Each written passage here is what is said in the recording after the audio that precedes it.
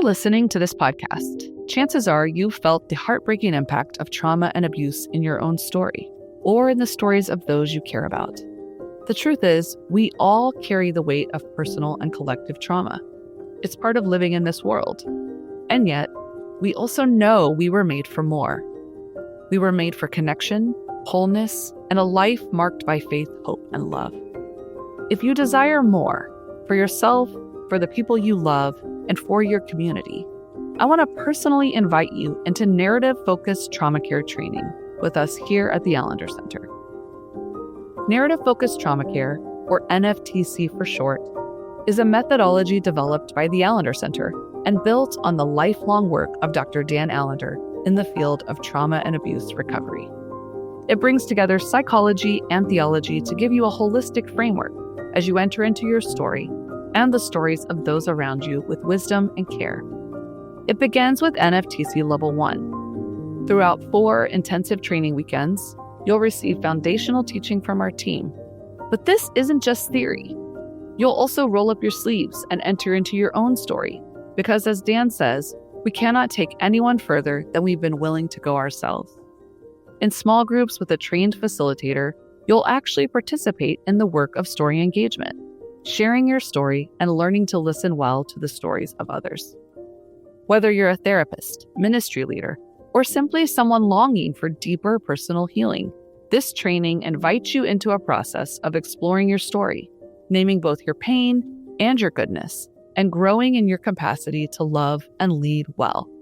Applications for NFTC Level 1 are now open.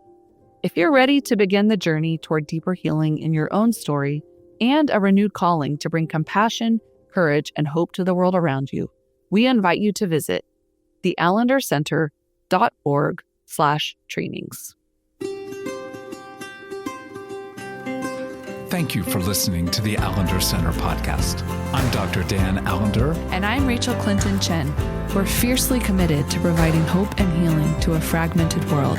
And restoration for the heart. Thank you for joining us. Let's get this conversation started.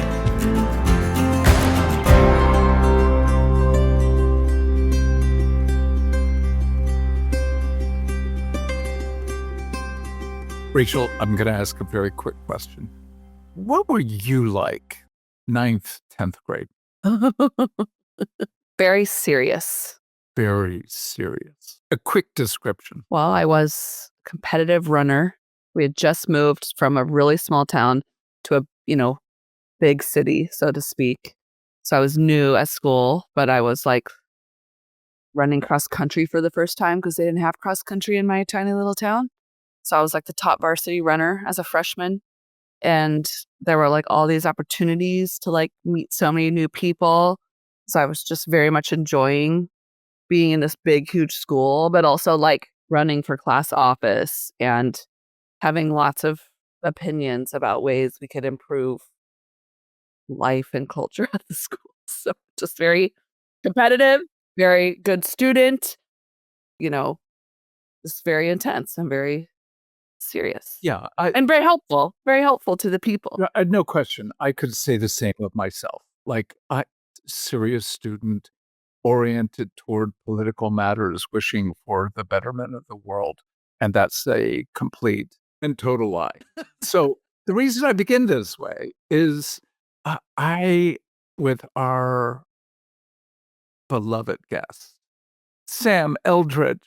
Sam, it is such an honor and delight to have you on this podcast. And just to say, Sam is, and we'll be talking a bit more, the director and creator of Noble Workshops, a remarkable writer, the Killing Lions. I always forget subtitle, but essentially how to engage the unique struggles of a young heart. So, Sam, as a writer, as a therapist, as a creator of unique and really remarkable opportunities for people to grow, I'll just say, my first memories of you are around 8th, 9th, 10th grade. So we'll just begin with welcome, Sam. Thank you, Dan, and thank you, Rachael. I'm curious what you remember of me in that time, because I I have pictures of mostly feeling very mercurial, and I was not a good student, and I did not make the varsity track team as a freshman or ever for that matter. Um, I remember feeling a lot already at that stage. There's a phrase in the To Write Love on Her Arms organization: when you feel too much, you feel too Mm-hmm. strongly. That was already beginning for me then. So I don't know if that came through for you, Dan, but any what was Sam like all those years ago? Well, and thank you. Because I was going to talk about that no matter what. But being given the invitation is sweet. You know, the thing that I remember was you were brilliantly suspicious. Mm. And I say brilliant in that sense of you saw things that most ninth graders Hmm. don't have the capacity to see. And your ability to put words to the reality of what you saw, even with a caution or suspiciousness of, I just remember you kind of looking at me like, how did this clown get into my world? Um, which I appreciated because I think of myself often as a clown. But also, mercurial, but also so strangely centered. And in that strange interplay of something a core of you, such goodness, such wisdom at an age that um, felt like, oh my gosh, this is an old soul who's hiding it, but Hmm. not so Mm. cleverly that it can't be seen. Uh, I I'll take it. Wow. There's just enough. Yeah, that resonates. I can mostly picture myself driving around, listening to Death Cab for Cutie, and really wondering why I didn't seem to fit in with my peers. Fair enough. And, again, the dilemma with being really, again, I think it's a helpful category to bring. That is an old soul. So when Yeah. I look at both of you, and again, you, Rachel, you've been an old soul since about 3. And Uh-huh. since I didn't know you at that time, I'm curious how both of you begin this conversation, this thought of what's it been like to be an old soul? Oh, I mean, lonely, right? Mm-hmm. Um, yeah, I can picture Sam in third grade, and I think I was still at that stage of there weren't strangers, just friends I hadn't met yet, and there was an innocence to relationship and to connection. But I think there was already perhaps a little bit of a disconnect, a little bit of like that loneliness, which I think is probably really human that we all can feel quite alone, even perhaps especially when surrounded by others. But that loneliness and that tension of wanting connection with others, wanting it to be genuine, wanting to be seen and to see. Oh my gosh, like we could tell the story of my life at least through that lens and be fairly close to the epicenter. I'm Hmm. curious, Rachel, what you would say. Oh, yeah. I think can so relate to that loneliness. And the only other thing I was thinking was just like, it was also really scary because I think to be an I always talk about like being plagued with wisdom, but not knowing that's what it is. Like, and not having, even if you have really good people around you who are wise and all those things, it's just we still have a hard time imagining that little tiny people are making connections that like you are making when you're an old soul or longing for the kind of connection. Like, my parents would be like, oh yeah, Rachel used to just talk to adults all the time. And I think it's because in some ways, at least an adult, if they ever did acknowledge me like I was like a full human, it did feel a little less lonely. Like maybe I can, and again, I didn't have language for what I was sensing and feeling. That when you said too much, like you were already like feeling too much. I think that is very much the feeling. Like there's just so much happening. I mean, I've talked before in the podcast of having like my first really severe existential crisis at the end of first grade because I loved my teacher so much. She was so attuned in like the simplest ways. and gave us stories big enough for all the fear I had. And then like first grade came to an end, and it was just like kindergarten felt slower, first grade felt faster. Is each consecutive year going to feel faster and faster? Are we just spinning? And basically, I'm a grandmother and I'm leaving my house and I die. It was like I saw my whole life flash before me. But to like go home weeping to my mom, she's just like, oh, you want to go tell your teacher? Thank you. Like, are you just really sad about your teacher? And of course I was. But like, what was actually happening underneath the surface is like, I'm getting this real experience of time that I don't know how to metabolize. And it feels terrifying. And I need someone to tell me it's going to be okay. And like, it will slow down, or it won't always feel this fast. But, I didn't have the words to articulate, I understand time in a real way. It's like, it just felt scary and overwhelming, and I'm crying and I don't know how to talk about it. So I think that old soul feeling of like, you're feeling so much, you're making connections about things, and you're longing to have other people help you make meaning of that and to see you in that, but you don't know how to say, this is what I need, because you're not quite sure. And it takes a long time to be a little more clear about what it is you're feeling and needing. Okay, that stirred something in me, Rachel, of I felt sometimes almost like I was armed, like someone had given me a kitchen knife, and that I was I need to be very careful how I used it. But it would be like observations and saying certain things, like basically, be very careful, because probably what you feel, say, experience, and would articulate is actually going to be damaging to others, or shocking or harming. Yeah. And therefore just try to hold that very close.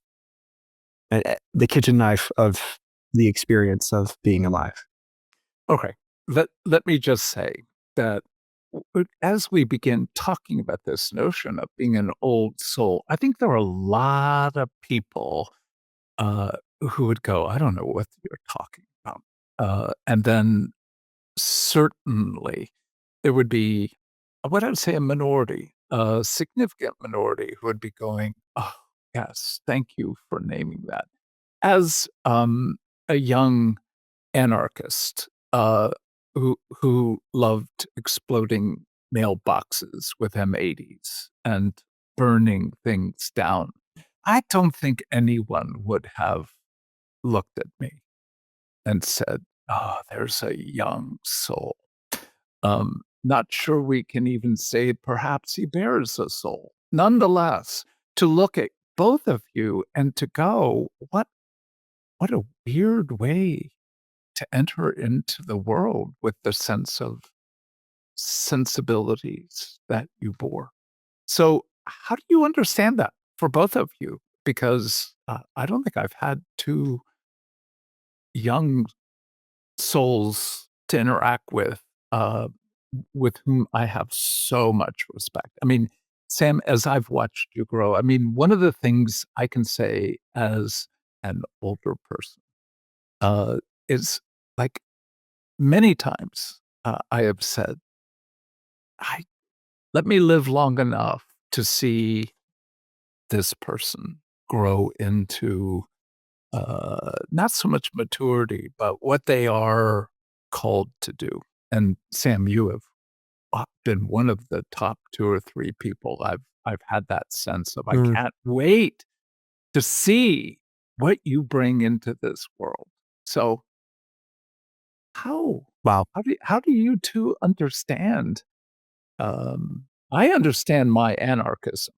I do. I understand from the fragility of my particular world why I might want to burn things down. But both of you have this rich, deep inner life that always brought you, in some sense, into calamity, into conflict that some of us didn't have to bear.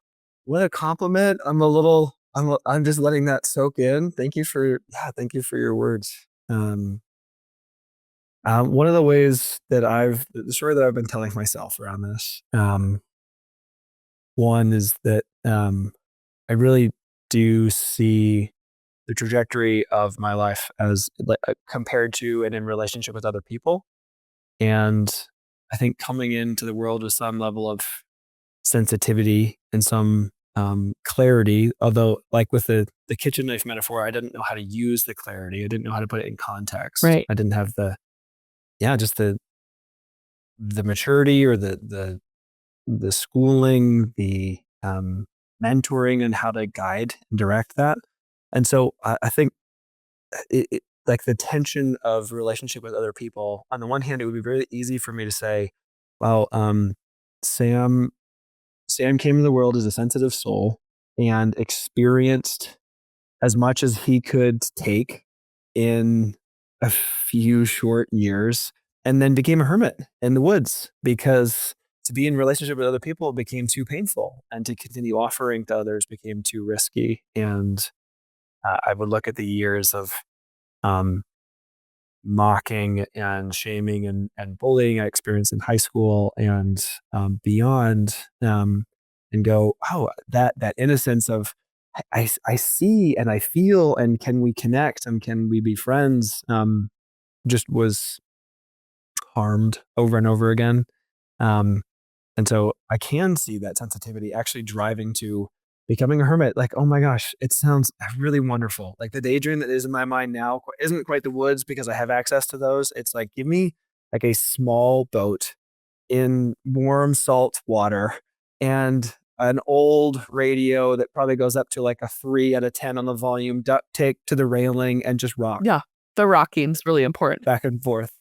It really is. I just soothe my system here on this boat, and there's nobody else around. And I want those moments. I don't want that story. I don't want the story to have become that I've been pushed into isolation. But it wasn't the autopilot.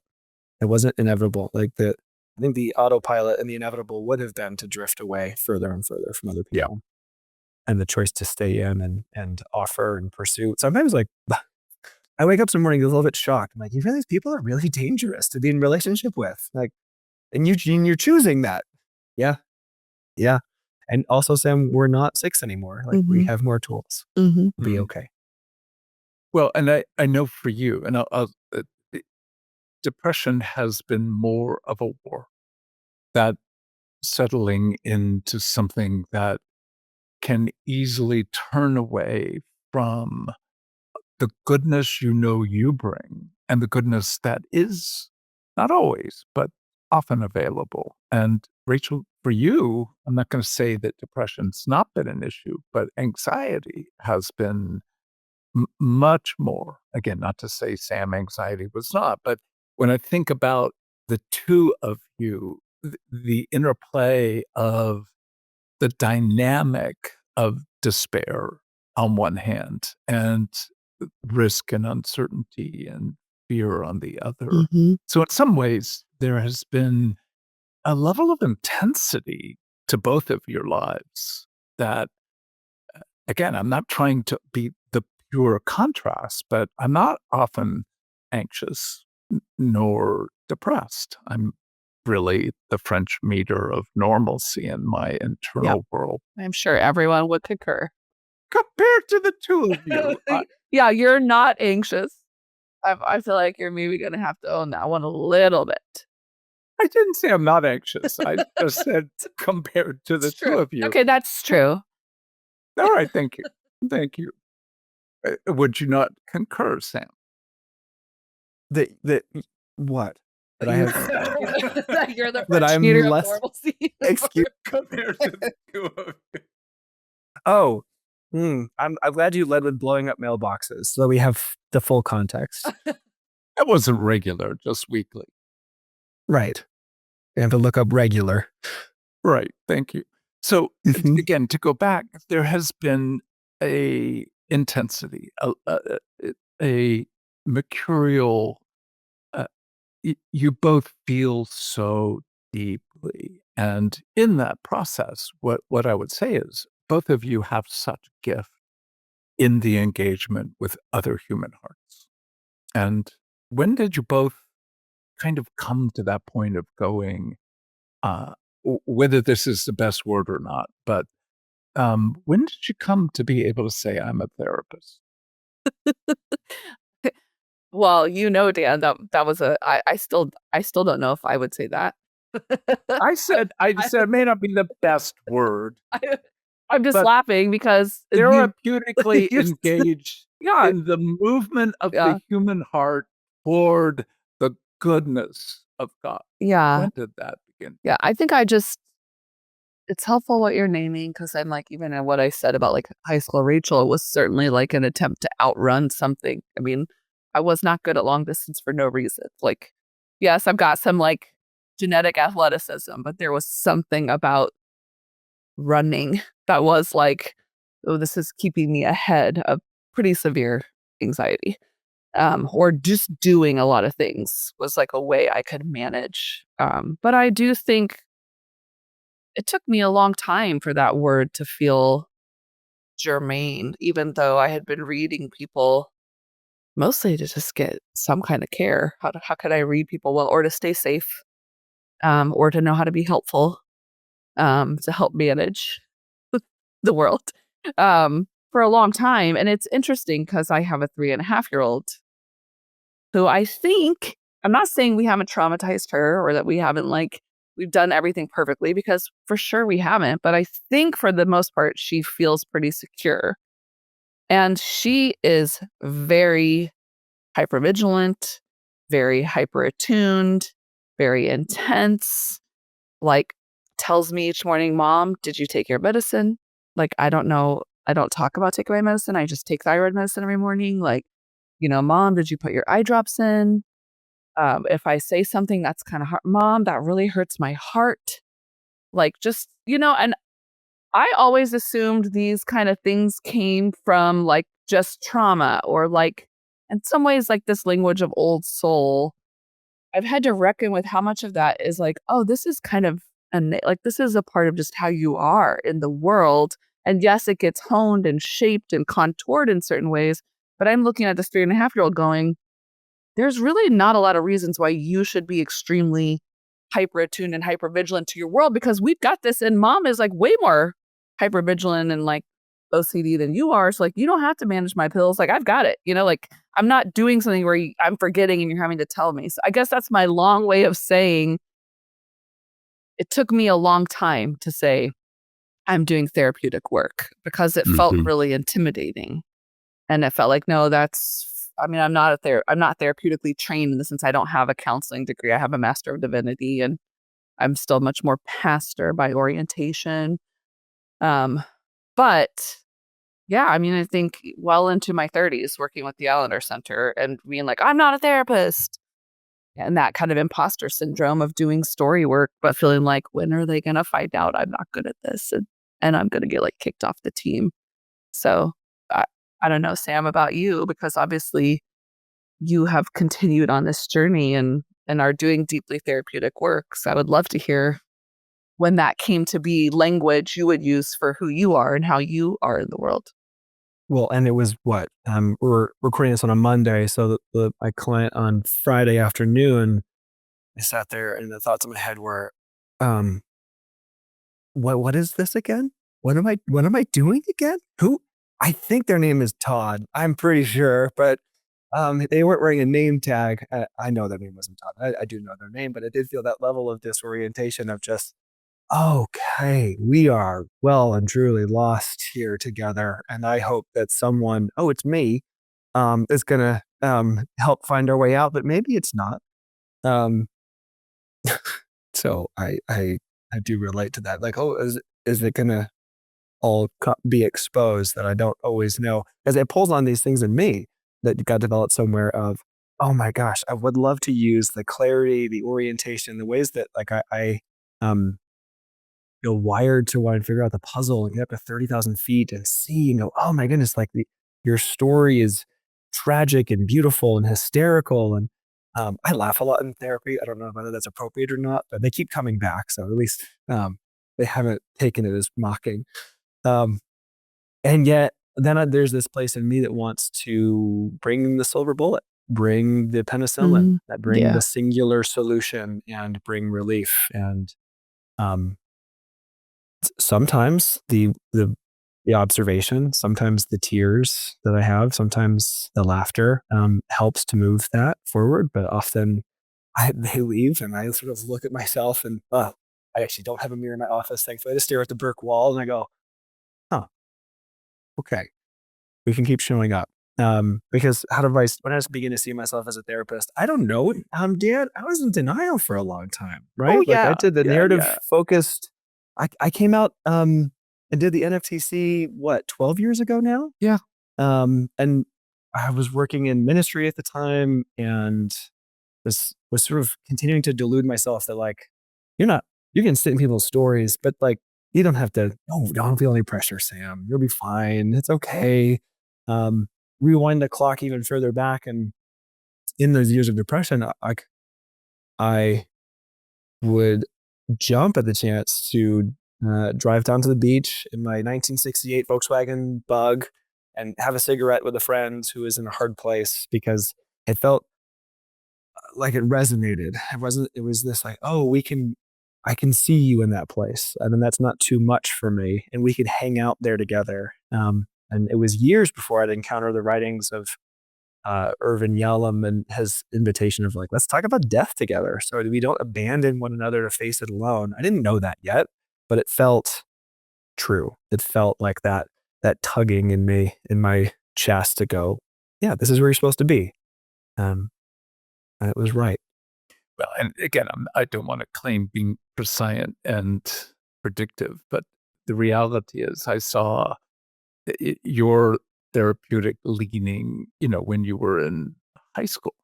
And in that, probably a certain veneer of suspicion and cynicism was a sufficient defense to keep that internal world from engaging others. But there was always intrigue in you, always a deep sense of wanting to know more.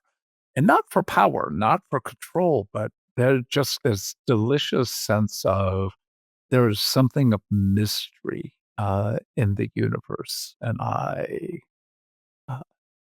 as a stranger, I somehow want to think that maybe there's a back door I might be able to enter. Does that feel accurate? There's like if we can find the catch of like the mask, I'll change the metaphor to like that.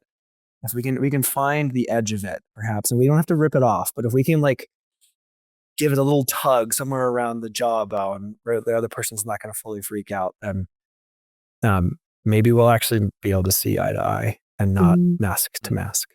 Well, and so 12 years ago, you went through kind of our early NFTC program, but you've moved from there. And again, we don't have to go through a full, complete itinerary, but you and your brothers established, I think, one of the most delicious magazines, and Sons. And that run was 6, 7, 8 years, something like that.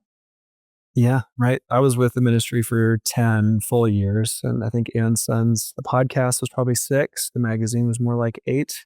Yeah. And this year's the 10-year of the motorcycle film when you punctured a lung out here in Colorado. That's unbelievable. And again, we could spend the entire episode on that experience because it was brutal. I had a ball other than nearly killing myself, literally. Other than that, small detail. But you bore so much assault in one sense. I don't know if it's something that you can even look back to and see all the goodness that was inherent in that, given what I'll call the broad sense of the motorcycle community turning against the film and against you in particular. I was actually accused of having faked my 3 broken ribs and punctured lung, but I was like, I'm fine.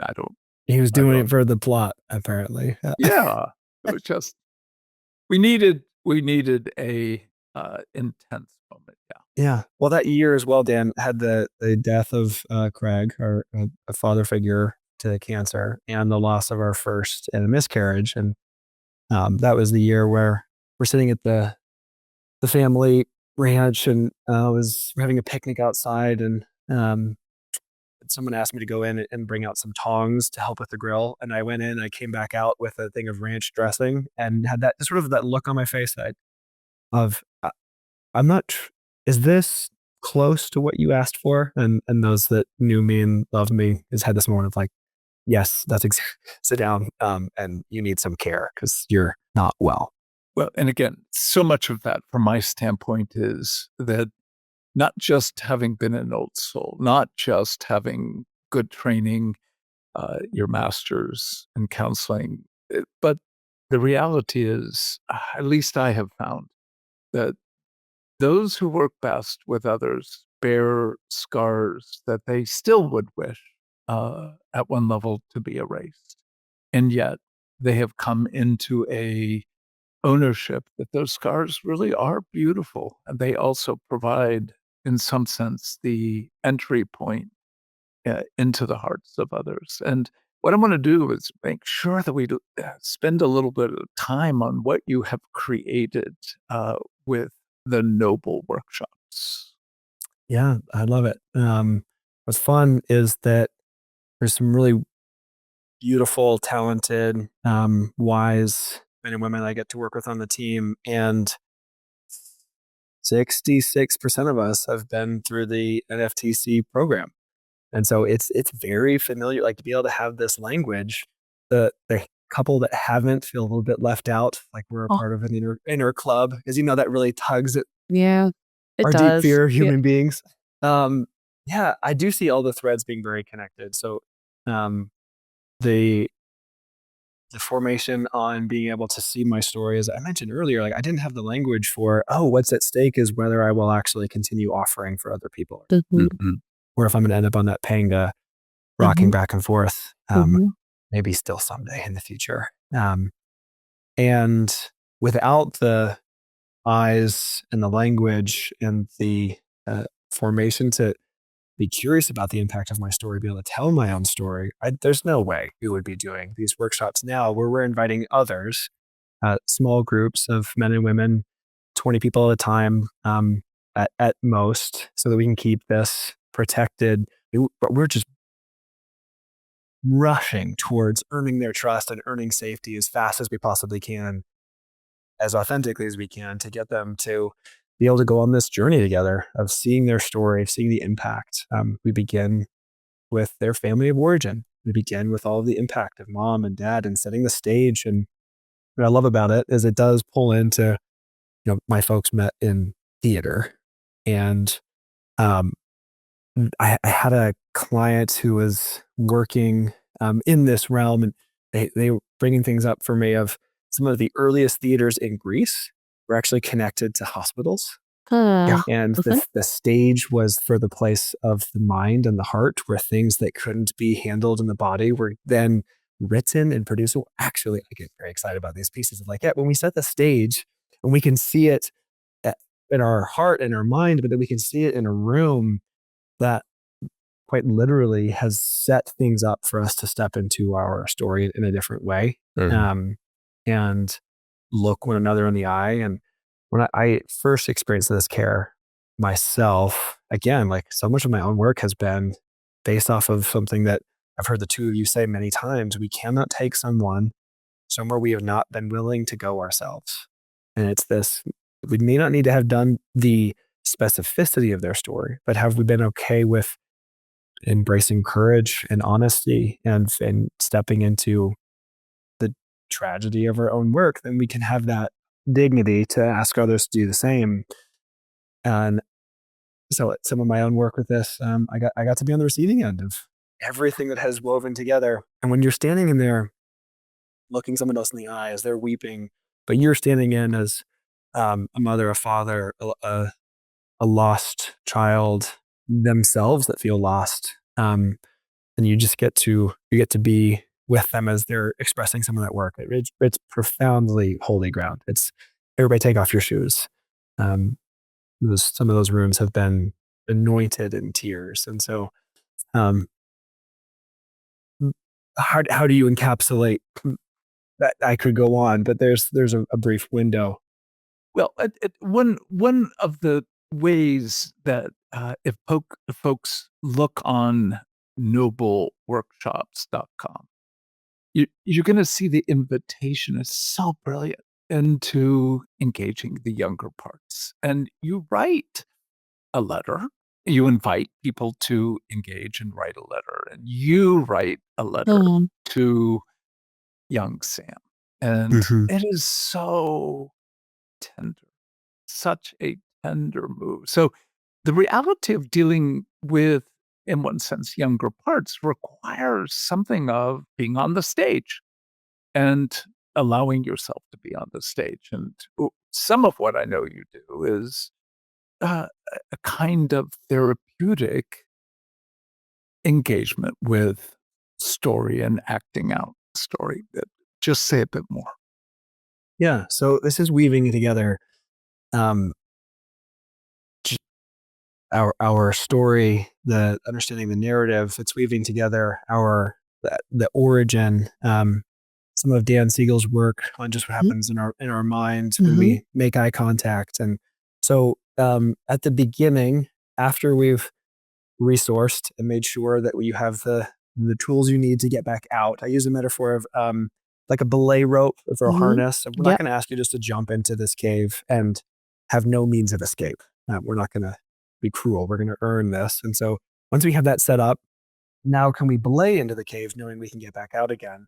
We set the stage with mom, dad, little you, and God as the very minimum cast required. And we have some structures for this. So for mom and dad, each person's going to get an index card, and they're going to write 3 things that were good about dad and mom, and 3 things that were hard, because no parent was any one thing. Right. And on the other side, there's going to be the message, whether it was explicit or implicit, communicated verbally on one intense moment or non-verbally 10,000 times. And we're going to give those cards to our fellow group members who are going to stand in as mom and dad and have a scarf that helps kind of embody that. And then they're going to put little you somewhere in the room. And what's so fun about this, I love the creativity, is that no one's scene has looked the same. Of everyone that's come through. Some have said, here we are around the dining table. Here we are in the kitchen watching the television. Here we are mystically, like he should be way, way far away because of his job. And he's going to deliver his lines with his back to me as I sit on the floor and just wish for his face. And I didn't know God yet, but he was close. And so I'd like you to stand behind me as well, but closer and almost looming over, where I did know God and you can hold my hand and sit with me. And I mean, we set the stage and invite, as there's the window of tolerance and as there's the ability to step in and out of younger self, to hear those messages, to speak to younger self, to speak to God back then. There's a few things we look to make sure we name. But again, it's depending on where they go. Now, my hope for them is that they can hear from little Rachael, little Dan, little Sam, and have those places speak honestly and then ask things for us of, how does this story go? Or can you not leave me here anymore? Will you remember me? Will you take me from this place? Can we, any of those directions? And again, that's my hope for them, is that we don't just set the stage and say, well, this was really brutal. All right, everyone, let's break for lunch. We'll be back in an hour, but that we can actually we can have the surgery and flesh out all of the bone and metaphorical dirt and scar tissue. And if that's what we get, then we sit. And if we get more, then we get more. But so much of the work, and I would say of the Allender Center and the labor, is getting people to even just begin to visualize something of the reality of the scenes. Of every story, of course, has characters, dialogue, plot, movement, context. But what you've done is you've actually taken it out of just what some people would hold as left hemisphere, and begun to move it into the physicality of movement, of the actual language being spoken and the positioning of where people would be on the stage. And in that sense, you're inviting people into a radical, deep, right hemispheric engagement with narrative that's actually left hemisphere. So you're embodying, in some ways, deep truth, therefore the potential for incredibly deep change. Again, I know some of the people who've gone through Noble Workshop, so I know, but what have you seen? What have you seen in terms of the effect? Oh, some of my favorites are there's been folks who we start Monday evening, we end Friday afternoon, and there's a handful of folks who will come up and say, can you take a picture of me today? I know I look different than when we started this. Mm. There's been some that I've seen, and it's just so beautiful because we don't know what the moment is that each person's going to need, but there's some that live in my mind. One, when we set up some resourcing, we have folks write messages from figures for them that they're going to find grounding and connecting. And it's a bit of a booby trap because I don't know they're going to be read these lines back to them. But watching folks stand as they stand there and hear a word of blessing, and this is Tuesday morning, like we're just getting started, and there's tears and collapse and snot and this heavy just relief of, oh no, that they would say that and that something of being alone for them in that moment is broken. Something I actually have some poetry that for sure I need to work in today from one of the beautiful people I got to work with because they didn't write it, they introduced it to me. But again, what have I seen months later, folks coming back and just going, the work has continued. This was this moment for me of this, not the mountain top, but the boulder finally getting momentum from up high and rolling forward. So I think what's, as you well know, the mixture of the stories, folks coming who have lost a partner or a spouse in the not too distant past, and others decades ago that are there to work on grief. Others that are there to work on the harm they've received from their families, from their partners, from strangers. What's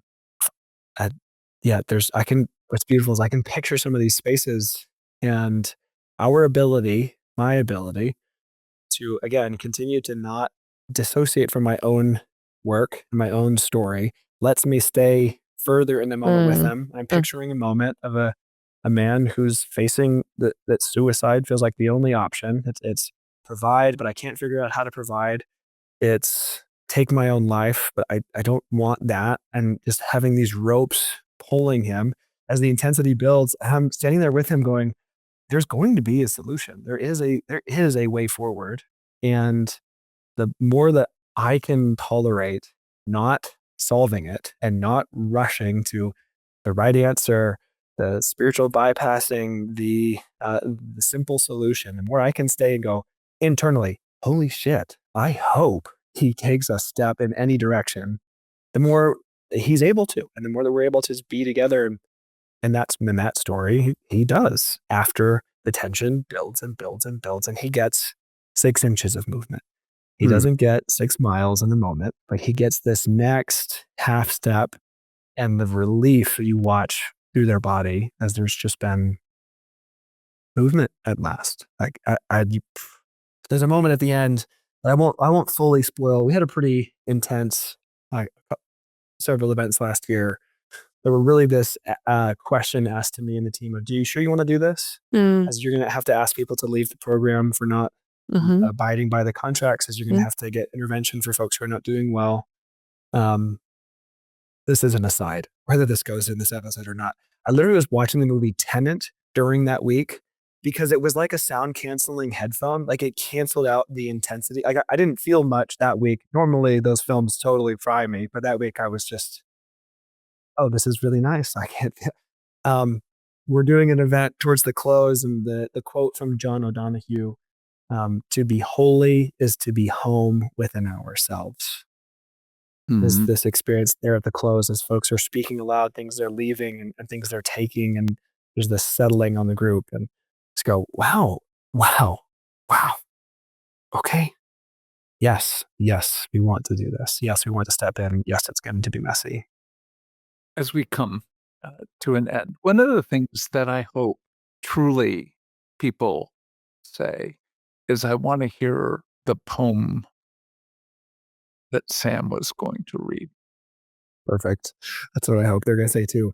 Are you familiar with James A. Pearson? He's in your neck of the woods. Mm-mm. Okay, his book of poetry is called The Wilderness That Bears Your Name. Oh, And I have no affiliate codes, no ways to make money off his work. I just hope he experiences success because he has beautiful, beautiful language. This poem is called How to Listen. I'm not asking you to come down here and clean out the muddy corners of my life. I'm asking you to be a forest where mud and leaves, shadows and light, growth and decay all have their unquestioned belonging. I'm asking you to be an ocean where even great storms don't trouble the depths and each tear is welcomed as a homecoming. I'm asking you to be as spacious as the vast darkness behind the sky, which will never be afraid of what I do or don't choose. I'm not asking you to hold me together. I'm asking you to open so wide, there's room for all the ways I come apart. Mm-hmm. Good poetry, to me, is always a form of prayer, even if it was not written in that form. Nonetheless, it is such an invitation. And to say again, what work you do and have done and will do through Noble Workshops, I commend just how you have lived. And in one sense, borne scars on behalf not only of you, your family, your children, your friends, but those who are privileged to be able to walk into the theater that you provide to see and feel something of the integration of taking the mud and the dirt and actually becoming flourishing. Thank you, Sam. Thank you for your life. Thank you, Dan. Thank you. Hi, this is Jeanette White, Executive Director of the Allender Center. For over a decade, the Allender Center podcast has been sharing weekly conversations about faith, story, trauma, and healing, all free for anyone who needs them. But producing these episodes isn't free. Every planning meeting, every hour of recording and editing, every show note, it all adds up. That's why we want to invite you to become a monthly supporter of the podcast. Even $5 a month helps keep the podcast going. If you'd like to be a part of what we're doing with the Allender Center podcast, visit allendercenter.org/podcast and click on Become a Supporter. Thank you for listening and for being part of this movement toward healing and restoration.